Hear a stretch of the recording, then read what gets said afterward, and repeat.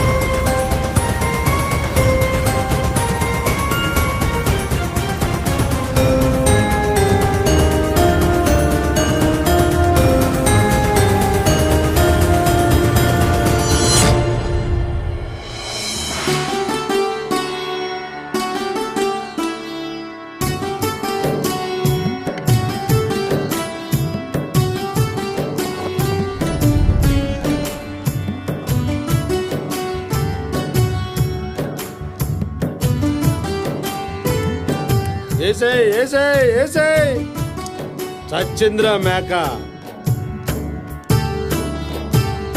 మోడీ 2 సార్లు ఎరగదీశాడు. 3ఓసారి ఏం చేస్తాడో చూడాలి. మోడీ తర్వాత యోగి వస్తాడంట. ఆయన పేరు చెప్తేనే కొంతమంది చూసుకుంటున్నారు.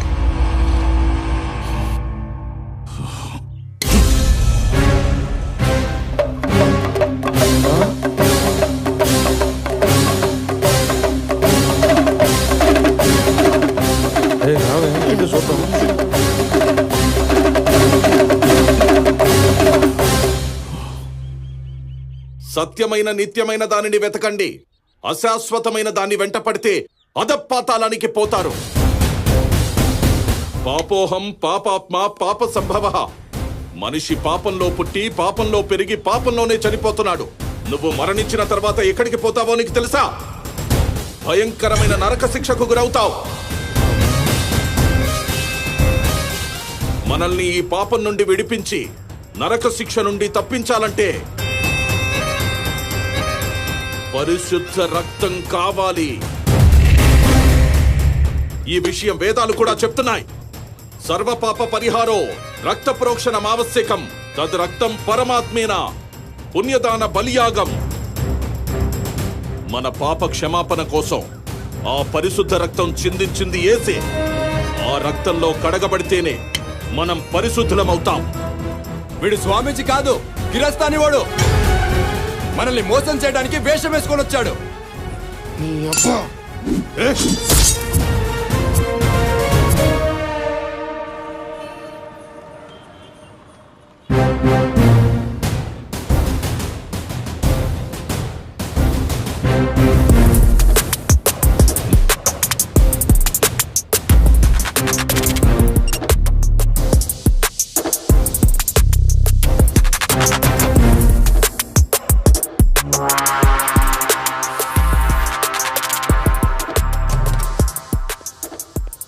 Good evening sir. Williams, I'm waiting for you. పని పూర్తి చేసావా? నా గురించి తెలుసు కదా సార్. నేనేదైనా మొదలు పెడితే ముగించకుండా వదిలిపెట్టా. నాకు తెలుసు విలియమ్స్, నువ్వు అసాధ్యుడివి. అందుకేగా ఇంత ముఖ్యమైన పని నీకు అప్పగించింది. జార్జ్ సారోస్ దొరగారు ఈ మిషన్ ఇండియా ప్రాజెక్ట్ కోసం ఆతృతగా ఎదురు చూస్తున్నారు. కాస్త ఆలస్యమైందని గురుగా ఉన్నారు. అంత స్పీడ్ గా రెడీ చేయడానికి ఇదేం ఫాస్ట్ ఫుడ్ సెంటర్ లో ఫ్రైడ్ రైస్ కాదు సార్. కొన్ని నెలల పాటు కష్టపడితే గానీ ఈ పని పూర్తవలేదు. నాకు తెలుసు విలియమ్స్ నీ కష్టం. రా, నువ్వు ముందు కూర్చో. ఇప్పుడు చెప్పు విలియమ్స్, నీ రీసెర్చ్ రిపోర్ట్. ఈ దేశాన్ని క్రీస్తు రాజ్యంగా మార్చడానికి ఎంత టైం పడుతుంది? హిందూ మతాన్ని పూర్తిగా తుడిచేయడానికి ఎంత టైం పడుతుంది?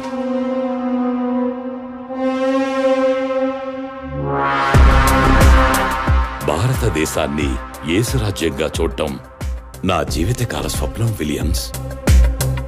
ప్రతిరోజు ప్రేయర్లో యేసయ్యకు సారీ చెప్తున్నాను. ఈ దేశాన్ని నా ప్రభువు పాదాల వద్దకు తీసుకువచ్చి కానుకగా సమర్పించడంలో ఇంకా ఇంకా ఆలస్యం అవుతున్నందుకు ఇది ఎప్పుడు పూర్తవుతుంది? ఎలా ఎలా ఈ మిషన్ ఇండియా ప్రాజెక్టును ముందుకు తీసుకువెళ్ళాలి? చెప్పు విలియమ్స్, వెంటనే చెప్పు. అంత హడావుడిగా అంటే అవ్వదు సార్. కొంచెం వివరంగా చెప్తాను.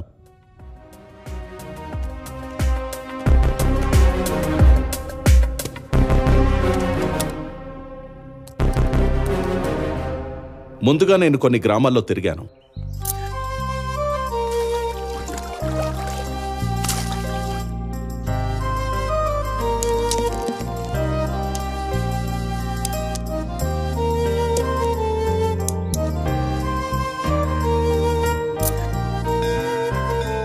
అక్కడ నేను గమనించింది ఏంటంటే, ఆ జనాలకి హిందూ మతానికి సంబంధించిన గ్రంథ పరిజ్ఞానం గాని శాస్త్ర పరిజ్ఞానం గాని లేవు. కానీ రాముడు కృష్ణుడు లేకుండా వాళ్ళకి రోజు గడవదు. రామాయణ మహాభారతాలు వాళ్ళ జీవితంలో ఒక భాగమైపోయాయి. ఎంతసేపు నా మగుడిని ఆడిపోసుకుంటూ ఉంటారు వీళ్ళు పెద్ద పందిత్తులైనట్టు. నీ మొగుడు శ్రీరామచంద్రుడు మరి. నా మొగుడు శ్రీరామచంద్రుడనే, నువ్వే సొప్పనాచి సోర్పణకవే. మొన్న బామ్మర్తో గొడవైంది బాబాయ్. తప్పంతా వాడిదే, నేనే తగ్గాల్సి వచ్చింది. వాసుదేవుడు అంతలోడే గాడిదగాళ్ళు పట్టుకున్నాడు. మనమెంత, మన బతుకులెంత? అబ్బో, చాలా రోజులకి ఏమమ్మా లక్ష్మి ఏదైనా రావడం? అవును బాబాయ్. ఈ చిలిపి కృష్ణుడు అల్లరి మానాడా? ఈ ప్రభావం ఎంతలా ఉందంటే, హిందూ మతం నుండి క్రైస్తవంలోకి మారిన తర్వాత కూడా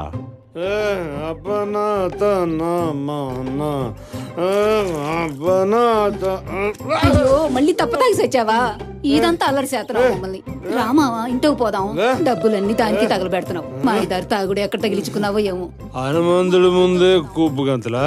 ఆ భూమి భూమి బీర్ భూమి భూమి కాదే, ప్రెసిడెంట్ మెడల్ తాగాను. ఉద్దరిచ్చావులే. నేను లోపల రాను. ఈ ఊరు నాదే, ఈ బజార్ నువ్వు యేసయ్యని నమ్ముకున్నావు కదా? అది కూడా తప్పేనట్టు ఇప్పుడు. అది కాదు, యేసయ్యని నమ్ముకొని హనుమంతుడు అంటున్నావు.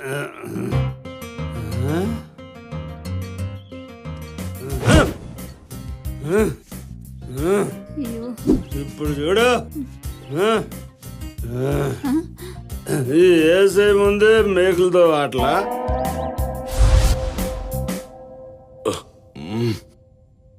హిందుత్వాన్ని కొట్టాలి అంటే ముందుగా రాముణ్ణి కృష్ణుణ్ణి వాళ్ళకి దూరం చెయ్యాలి.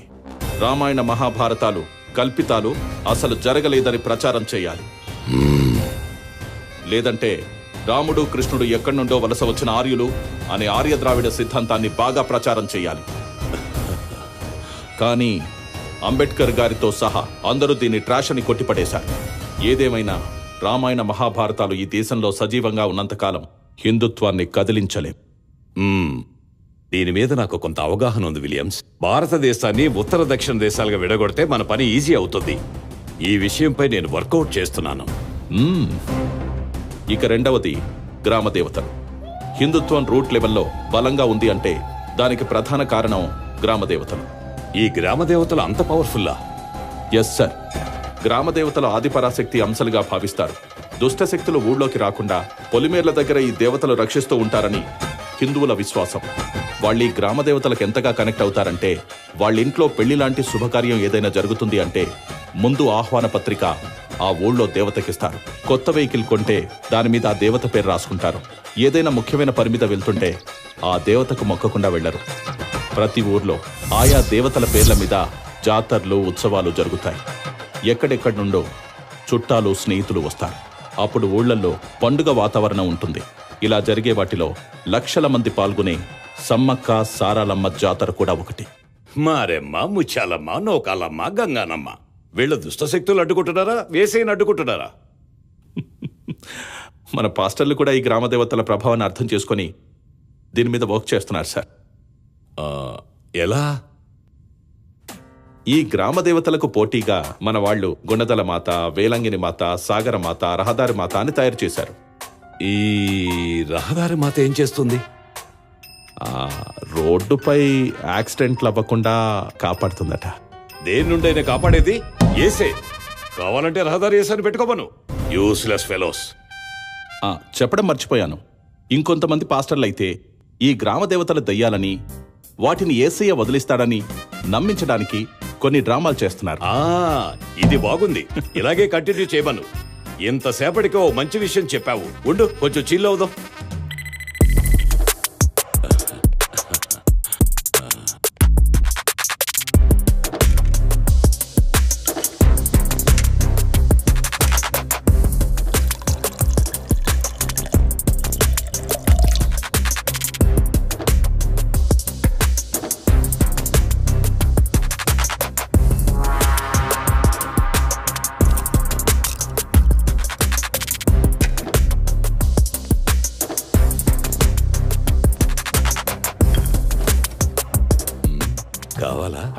అబ్బే ఏమవుతుంది సార్.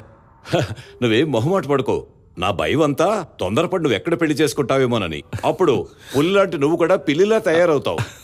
మనకి బైబిల్లో అపోస్తపాలు ఏం చెప్పాడంటే పెళ్లిళ్ళు చేసుకోవద్దని. కానీ కక్కుర్తిపడి మనమే కమిట్ అయిపోతున్నాం. ఇంట్లో పెళ్ళాం టార్చర్ ఎలా ఉంటుందో తెలుసా విలియమ్స్? ఆ యేసయ్య రెండో రాకడ త్వరగా వచ్చేస్తే బాగుంటుంది అనిపిస్తుంది.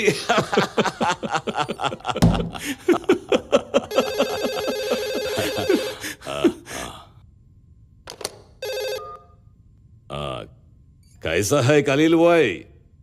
सब ठीक है? हाँ हाँ समझ गया. अच्छा वैसे ही करेंगे. ఈ జిహాదీ గాడికి ముందు నుంచి చెప్తున్నాను మనతో కలిసి పనిచేద్దాం రా అని. వినలే. ఇప్పుడు మాడు పగులుతుందని రాజీకొచ్చారు. ఏదో అల్లర్లకి ప్లాన్ చేస్తున్నారులే. మన సపోర్ట్ కావాలంట. ముందు హిందుత్వాన్ని పడగొట్టని, తర్వాత చూద్దాం వీళ్ళ సంగతి. అయోధ్య విషయంలో దెబ్బ తగిలితే గానీ అర్థం కాలేదు ఈ జిహాదీ గాడికి. అవునయ్యా, ఈ హిందువులు అయోధ్య విషయంలో అంత ఫైట్ చేశారు. అంత పిచ్చేటయ్యా టెంపుల్ అంటే. ఒక్క అయోధ్యే కాదు సార్, హిందువులు ప్రాణాలు పెట్టి కాపాడుకున్న దేవాలయాలు చాలా ఉన్నాయి. నేను ఒక ప్రాంతంలో తిరుగుతున్నప్పుడు కొండ మీద ఒక టెంపుల్ కనపడింది. కొండకి వెళ్లే మెట్ల దగ్గర జనం ఒక బండరాయికి పూజలు చేస్తూ కనపడ్డారు. అదేమిటో నాకు వింతగా అనిపించి చూద్దామని అక్కడికి వెళ్ళాను.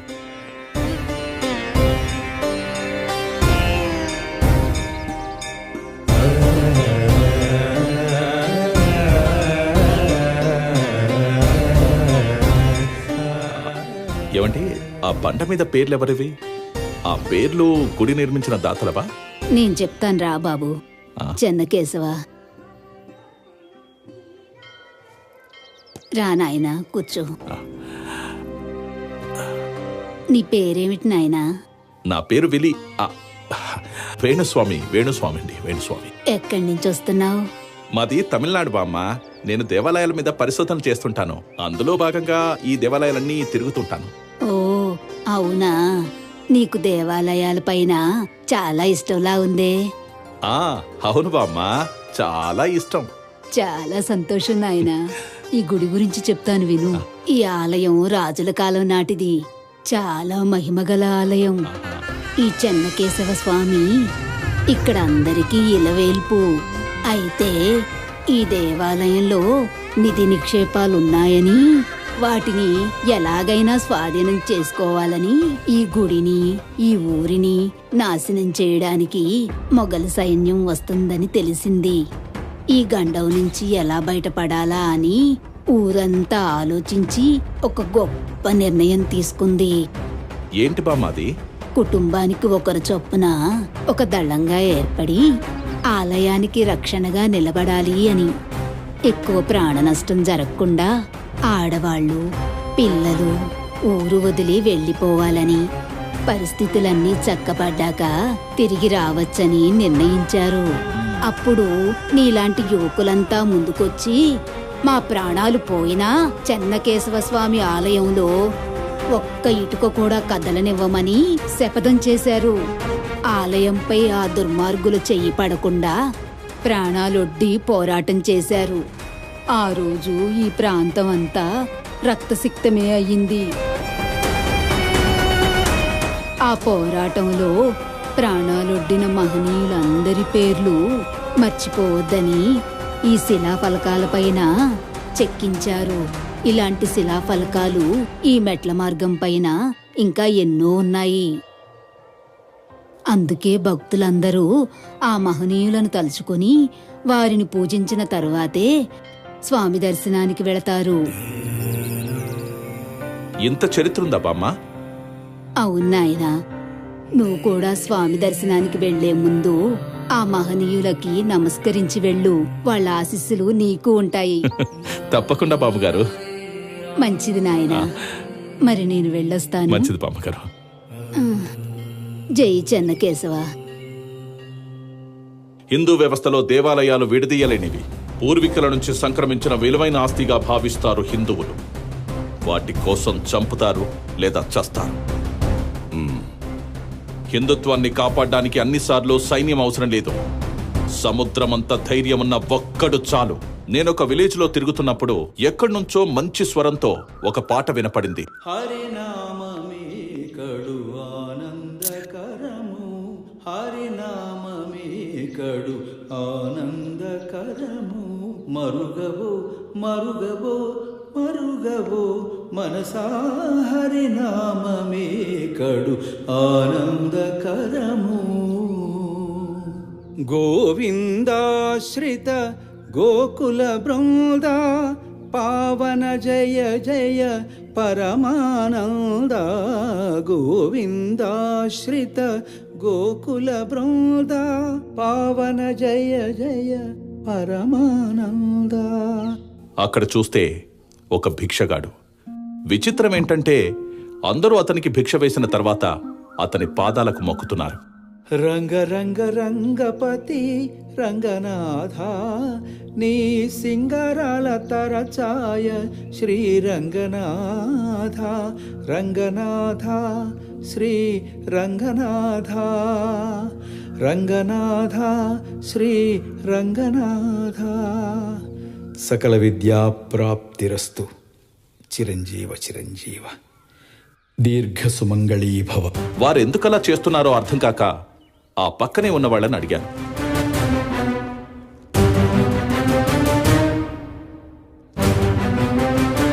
వాళ్ళేం చెప్పారంటే, ఆయన పేరు పురంధరదాసు. ఈ పక్కనే ఉన్న శ్రీరంగపురంలో ఉంటారు. రంగనాథ స్వామి ఆలయంలో పూజారి. ఆయన కీర్తన పాడుతుంటే దేవుడు కూడా మై మర్చిపోతాడు. ఎక్కడెక్కడి నుంచో ఆలయానికి భక్తులు గుంపులుగా వచ్చేవాళ్ళు. ఆయన వైభవంగా బతికేవాడు.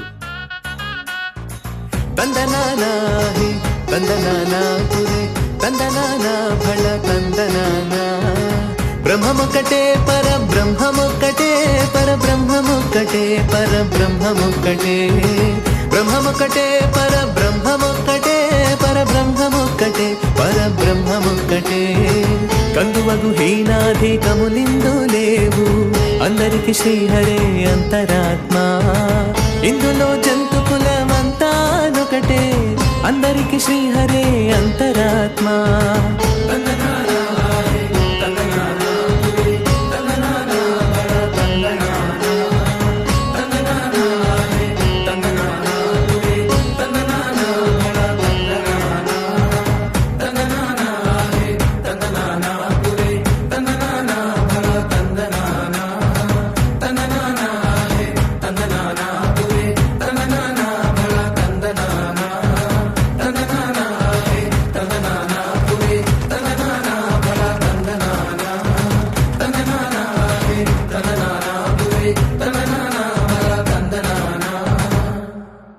అప్పుడు ఆ ఊళ్ళో ఒక పాస్టర్ అడుగు పెట్టాడు.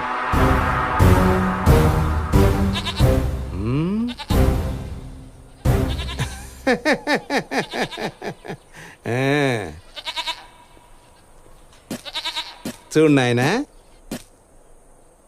నీకు మంచి రోజులు వచ్చాయి. నీ కష్టాలన్నీ పోయి సుఖాలొస్తాయి. నీకు నిజదేవుడైన యేసు గురించి తెలుసా? తెలీదు.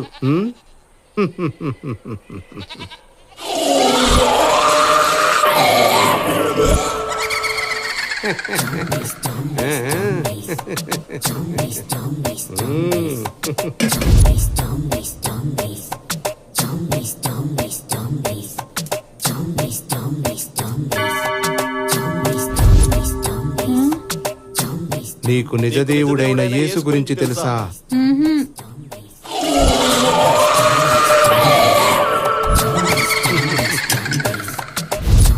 మీకు నిజదేవుడైన యేసు గురించి తెలుసా? అందరినీ మతం మార్చి గుడికి ఎవ్వరూ పోకుండా చేశాడు. ఎలాగైనా గుడిని పాడు పెట్టాలని ఆ దాసుగారిని కూడా మతం మార్చేద్దామని ప్రయత్నించాడు.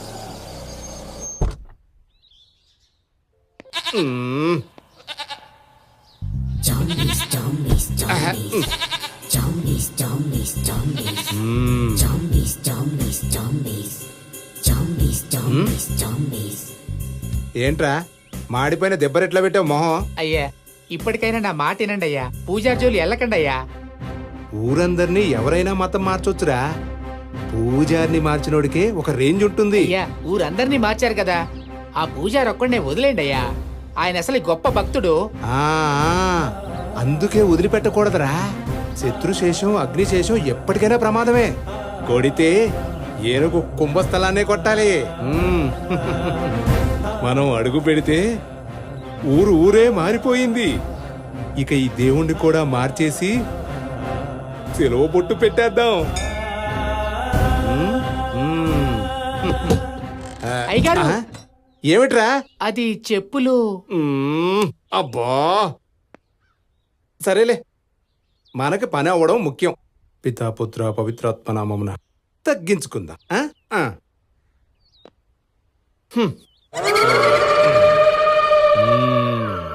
శ్రీనివాస గోవింద, శ్రీ వెంకటేశ గోవింద, భక్తవత్సల గోవింద, భాగవత ప్రియ గోవింద, గోవింద హరి గోవింద, గోకుల నందన గోవింద.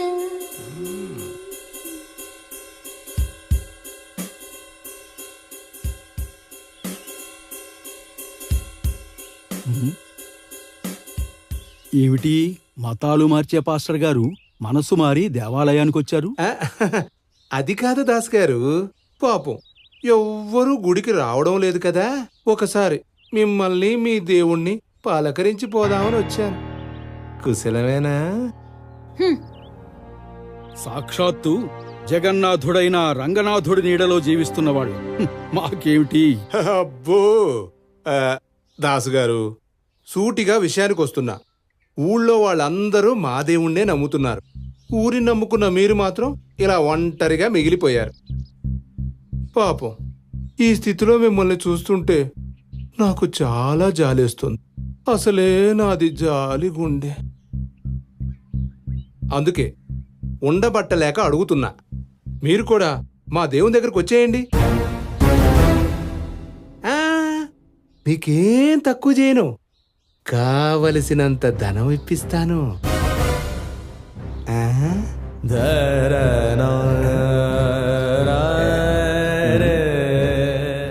నీకు తెలియందేముంది, ఈ రోజుల్లో ధనమే ఇంధనం.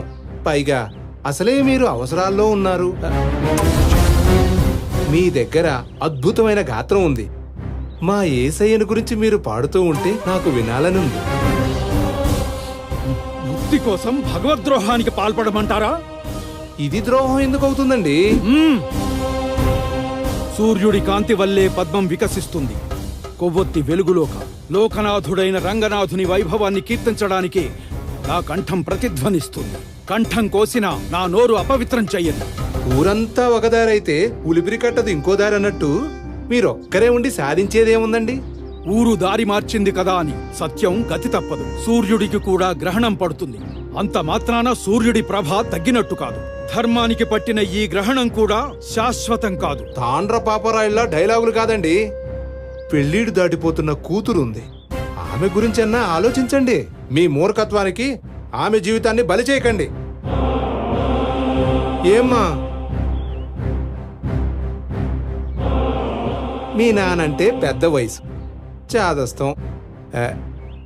ఈ కాలం పిల్లవి, నీకన్నీ అర్థమవుతాయి కదా. నువ్వు చెప్పొచ్చు కదా. నిజమే పాస్టర్ గారు, మా నాన్నకు చాదస్తమే. ఇంకా నీ చెంపలు పగలగొట్టకుండా మర్యాదగా మాట్లాడుతున్నారు. నువ్వింకొంచెం సేపు ఇక్కడే ఉన్నావంటే నేనా పని చేయాల్సి ఉంటుంది. అయినా ఏం చూసుకొని మీ తండ్రి కూతుళ్ళు ఇలా రెచ్చిపోతున్నారు? జీవం లేని ఆ విగ్రహాల్ని నమ్ముకుంటే అడుక్కు తింటారు. అయినా పర్వాలేదు, మతం మారటం అంటే మానాన్ని నమ్ముకోవటం మరణంతో సమానం. నువ్వింకోసారి గుళ్ళో కనపడ్డావంటే కాళ్ళు ఎరగొడతాను. పో ఇక్కడి నుంచి.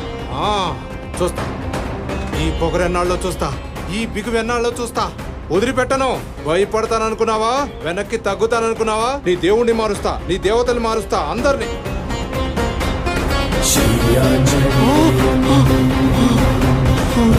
శ్రీ ఆంజనేయం, ప్రసన్నాంజనేయం. కాదు కాదు కాదు కాదు, రక్తమే జయం, రక్తమే జయం, రక్తమే జయం, రక్తమే జయం, రక్తమే జయం.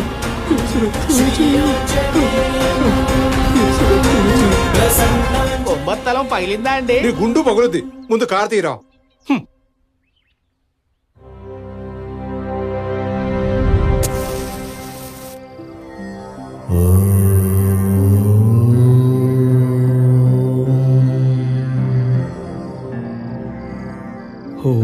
కేశవాయ నమః.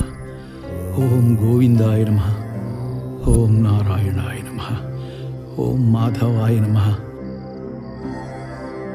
నానాటి బతుకు నాటకము నాటకము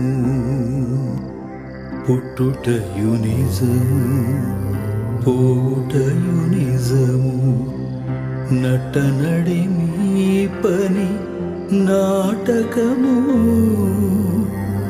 ఎట్టనెదుట కలది ప్రపంచము కట్టకడపటిది కైవల్యము.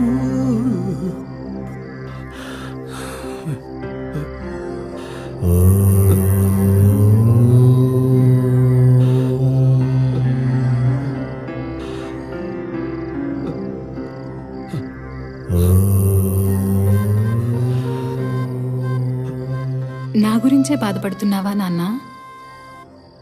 మన ధర్మం కోసం, ఆ దైవం కోసం మీరు మీ జీవితాన్ని ఇచ్చారు. నేను మీ కూతుర్ని నాన్న. నాలోనూ అవే గుణాలున్నాయి. నిజంగా నాకు పెళ్లి చేయలేని పరిస్థితి వస్తే జీవితాంతం ఆ స్వామి సేవలోనే ఉండిపోతాను. అంతకు మించిన భాగ్యం ఏముంటుంది నాన్న?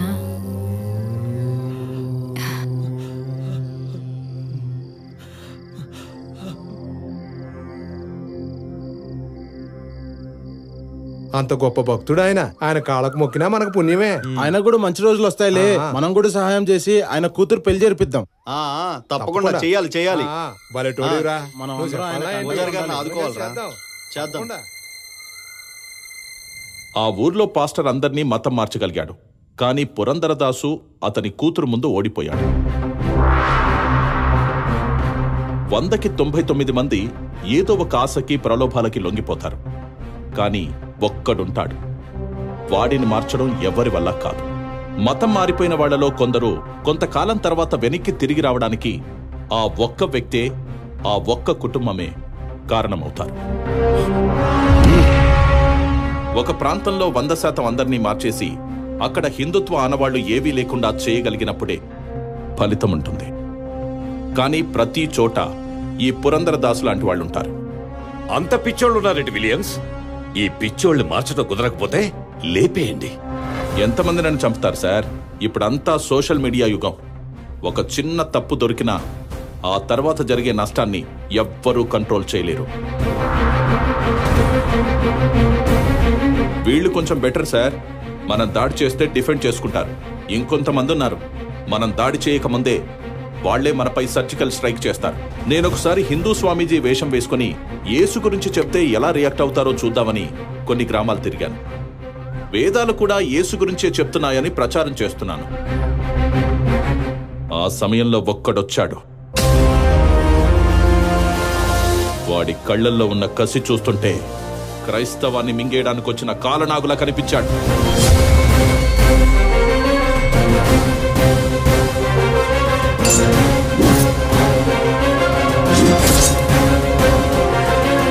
జై శ్రీరామ్ జై శ్రీరామ్ జై శ్రీరామ్ జై శ్రీరామ్ జై శ్రీరామ్ జై శ్రీరామ్ జై శ్రీరామ్ జై శ్రీరామ్.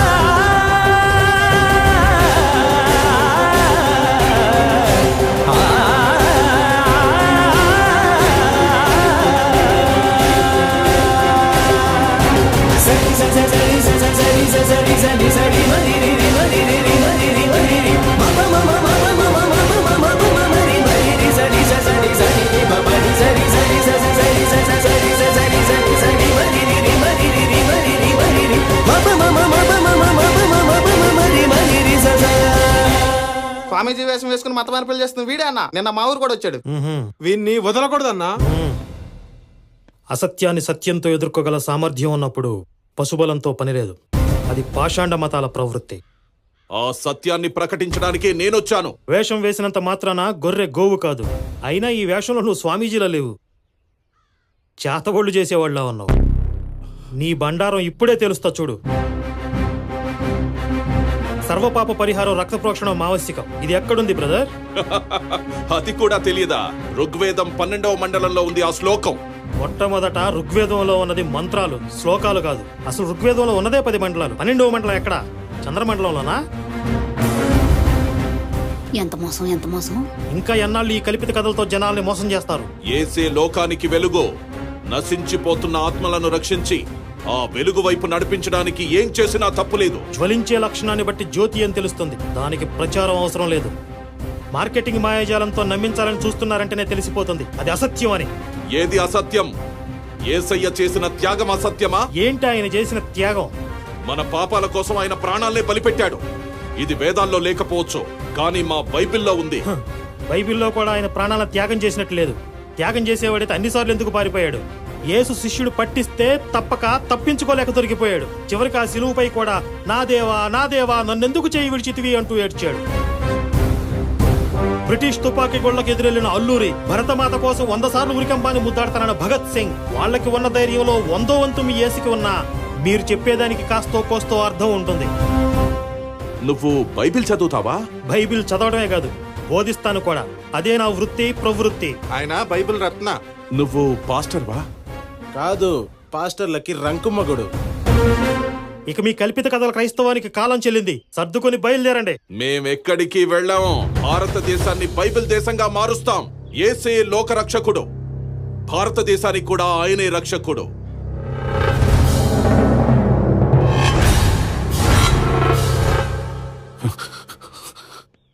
భారతావనికి కుటుంబ విలువలు నేర్పింది రామాయణం.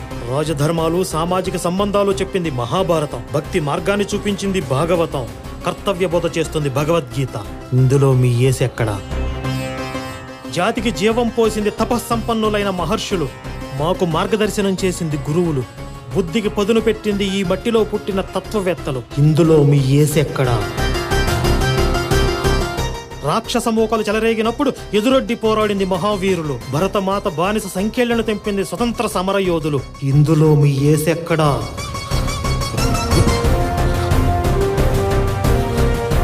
చరిత్ర మాది, పోరాటం మాది, బ్రతుకు మాది, భవిత మాది. ఇందులో మీ యేసుకి ఎలాంటి సంబంధం లేదు. యేసును ఒక మంచి మనిషిగా గౌరవిస్తాం, కానీ దేవుణ్ణి చేసి మా నెత్తి మీద రుద్దాలని చూస్తే మాత్రం ఆ రోజు యూదులు చేసిందే ఇప్పుడు మేము చేయాల్సి వస్తుంది. వాళ్ళు 3 మేకులతో ఆపారు, మేం మాత్రం మీకు దింపుతూనే ఉంటాం. భారతావరిని కబలించాలన్న ప్రయత్నం కాదు, ఆ ఆలోచన కూడా మర్చిపోండి. లేదంటే భరతమాత నుదిటిపై నెత్తుటి తిలకమైన బిడ్డలందరి మీద ఒట్టు, ఈ గడ్డపై మీ ఉనికి లేకుండా చేస్తాం.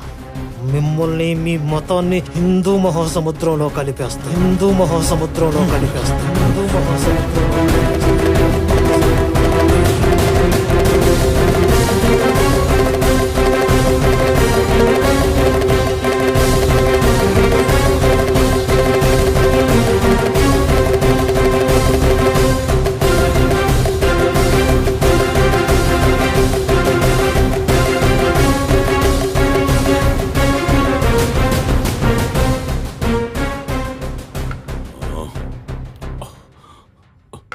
ఎవడు విలియమ్స్ వాడు?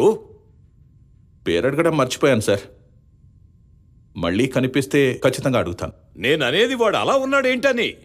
వింటున్న మీకే ఇలా ఉంటే లైవ్లో చూసిన నా పరిస్థితి ఏంటి సార్?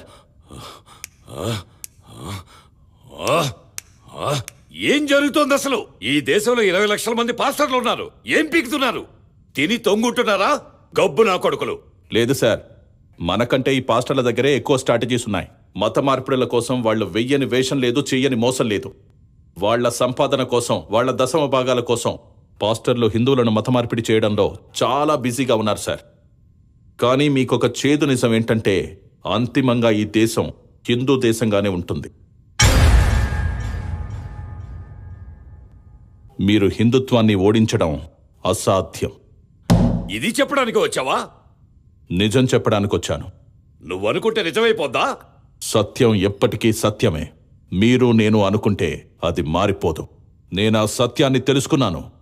అందుకే నేను కూడా హిందువుగా మారిపోదాం అనుకుంటున్నాను.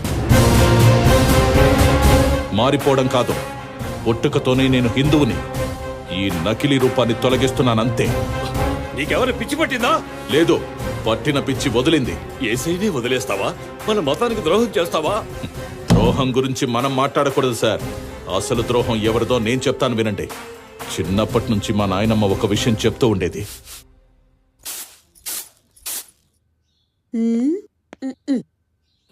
ఏంటే ముస్లి అలా చూస్తున్నావు? ఎప్పటి నుంచి మొత్తుకుంటున్నాన్రా, ఒక్కసారైనా నా మాట విన్నావంట్రా? మనది ఆంధ్రాలోని రావులపాడు.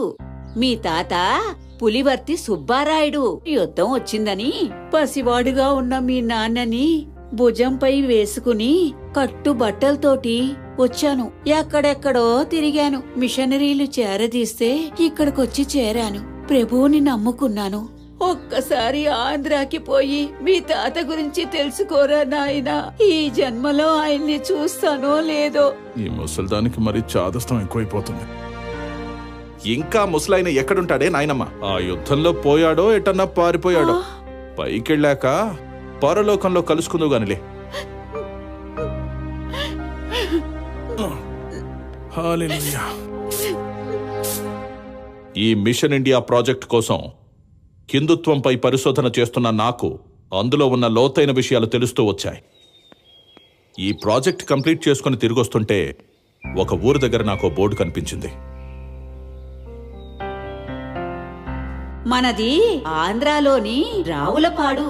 మొఘలులతో యుద్ధం వచ్చిందని ఎక్కువ ప్రాణ నష్టం జరగకుండా ఆడవాళ్ళు పిల్లలు ఊరు వదిలి వెళ్ళిపోవాలని మా నాయనమ్మ చెప్పిన రావులపాడు అనే ఊరు అదే అని నాకు అర్థమైంది. వెంటనే వెనక్కి పరిగెత్తుకుంటూ వెళ్లి ఆ కొండ మీదున్న శిలాపలకాల మీదున్న పేర్లను చూశాను.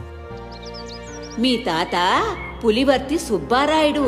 ఇంకా ముసలాయన ఎక్కడుంటాడే నాయనమ్మ? ఆ యుద్ధంలో పోయాడో ఎటన్నా పారిపోయాడో.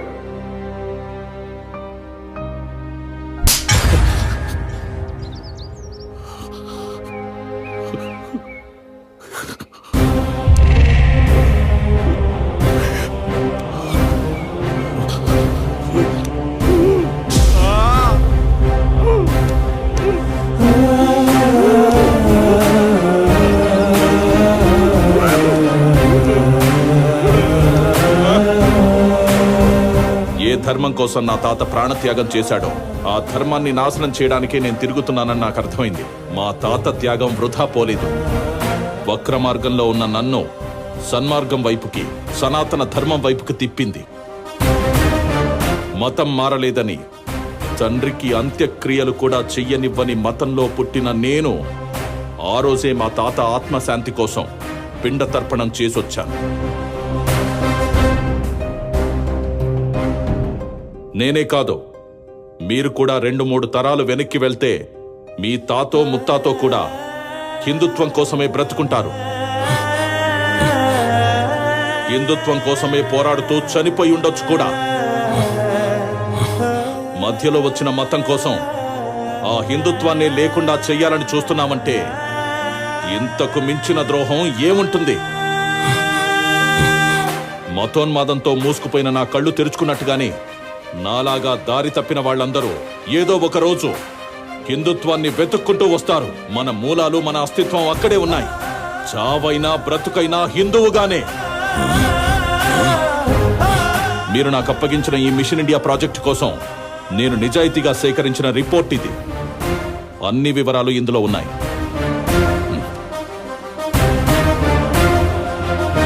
నా రిపోర్ట్ని ఒక్క మాటలో చెప్పాలంటే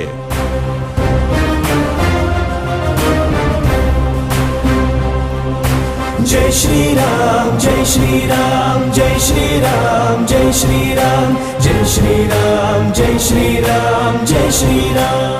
మీరు నాకు అప్పగించిన పని పూర్తి చేశాను. మీకు తెలుసు కదా, నేను ఏదైనా పని మొదలు పెడితే ముగించకుండా వదిలిపెట్టను.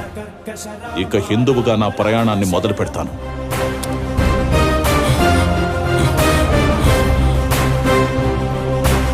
చివరిగా ఒక్క మాట, జై శ్రీరామ్. జై శ్రీరామ్ జై శ్రీరామ్ జై శ్రీరామ్ జై శ్రీరామ్. రామ రామ రఘునందన రామ రామ రామ భరతాగ్రజ రామ రామ రామ రణకర్త